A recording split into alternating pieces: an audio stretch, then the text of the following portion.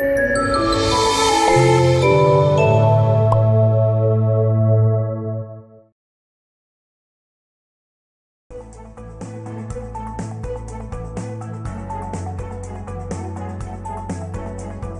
mga obrang ito ang nagpapatunay na ang mga kababaihan mula sa Artipolo Art Group ay aktibo at nagtutuon ng panahon upang ibahagi ang kanilang angking talento sa pagpipinta.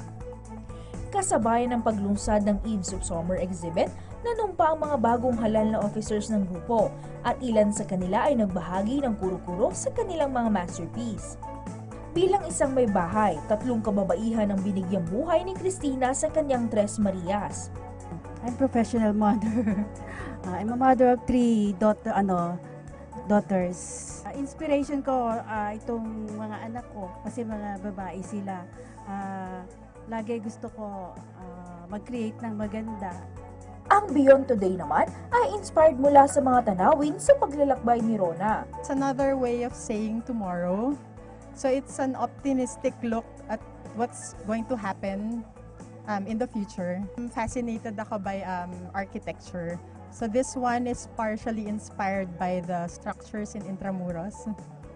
And also when I do travel, so I take particular notice of architectural landscapes. Pag passion mo talaga, you really find time to do your work.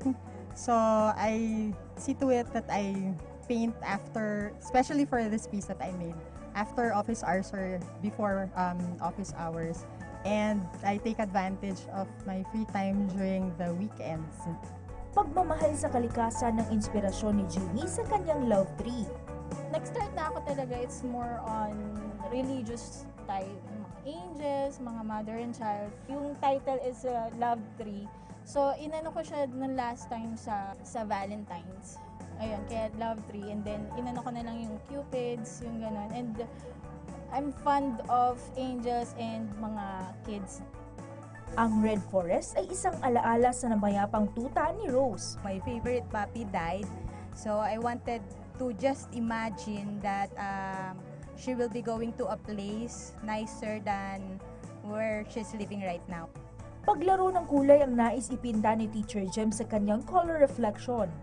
Yung buhay ng mga tao sa itsura ng bahay nila, pero it doesn't mean na parang kahit barong-barong sila, malulungkot sila. Kasi makikita natin, kaya colored reflection, may mga saya pa rin sila sa buhay nila.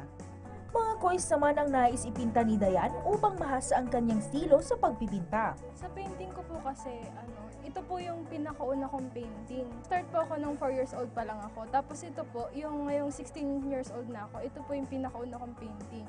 So this was my first painting, my first inspiration in my artworks. Mga tunay na karanasan at tanawin ang nagbibigay inspirasyon upang isalarawan ng isang pintor sa paglikha ng kanyang obra.